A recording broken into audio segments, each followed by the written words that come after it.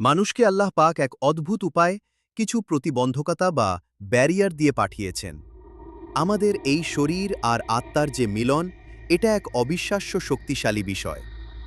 আমাদের চেতনা বা কনশাসনেস এক প্রচণ্ড শক্তিশালী জিনিস, কিন্তু সেই চেতনার উপরই আল্লাহ এমন পর্দা ফেলে দিয়েছেন যে আমরা অনেক কিছুই দেখতে বা বুঝতে পারি না। কারণটা সহজ, আমরা হয়তো সেই চরম সত্য সহ্য করতে পারবো না। Getting a little excited. ভাবুন তো, পুরনো ধর্মগ্রন্থগুলোতে যেমন বুক অফ ইনকে ফেরেশতাদের যে বর্ণনা দেওয়া হয়েছে, বিশাল বিশাল ডানা, সারা গায়ে চোখ, এমন কিছু চোখের সামনে চলে এলে কি আমাদের হুঁশ থাকবে? With wonder amazement. আমরা সময়ের হিসাবেও কতটা নতুন। মহাবিশ্ব সৃষ্টির সেই 6 দিনের বর্ণনায় মানুষকে সৃষ্টি করা হয়েছে ষষ্ঠ দিনের একেবারে শেষ মুহূর্তে, আসরের পর, যখন দিন প্রায় রাতের সাথে মিশে যাচ্ছে। আমাদের বলা হয় আমরা শেষ ঘন্টা বা দ্য লাস্ট আওয়ারের যুগে আছি। এর মানে মহাবিশ্বের বিশাল ইতিহাসের তুলনায় আমাদের অস্তিত্ব তো কয়েক মুহূর্তের। তাহলে আমাদের আগে কারা ছিল? In a mysterious stone. কুরআনেই এর ইঙ্গিত আছে। যখন আল্লাহ আদম আলাইহিসসালামকে বানানোর কথা বললেন, ফেরেশতারা প্রশ্ন করেছিলেন, আপনি কি পৃথিবীতে এমন সৃষ্টি পাঠাবেন যারা রক্তপাত করবে?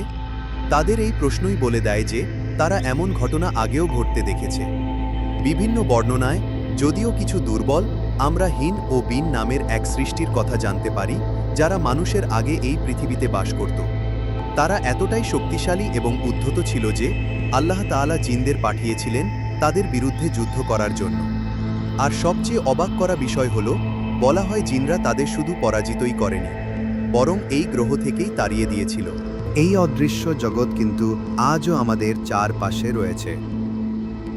জিন শব্দের অর্থই তো লুক্কায়িত। তারা নিজেদের রূপ বদলাতে পারে।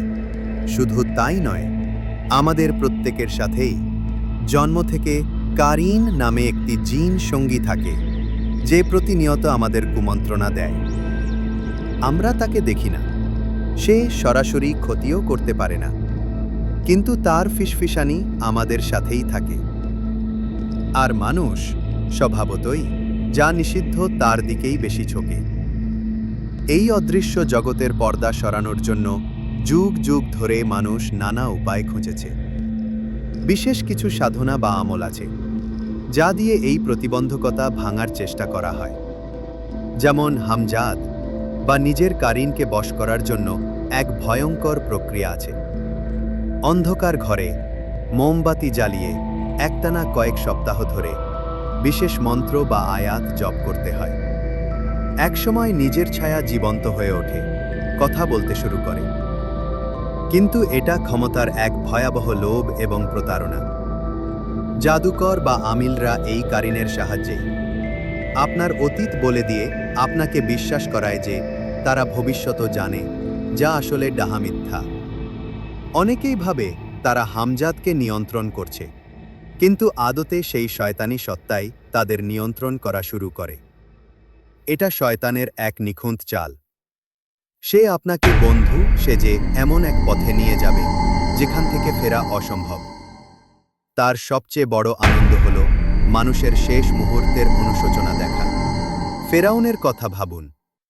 সব কিছু শেষ হয়ে যাবার পর ডুবে যাওয়ার মুহূর্তে সে সত্যটা বুঝতে পেরেছিল, কিন্তু তখন বড্ড দেরি হয়ে গেছে। আলান, আল্লাহ তার জন্য শুধু অর্থাৎ একটি শব্দ এখন এই একটি শব্দেই যেন সমস্ত তিরস্কার, সমস্ত বাস্তবতা লুকিয়ে আছে।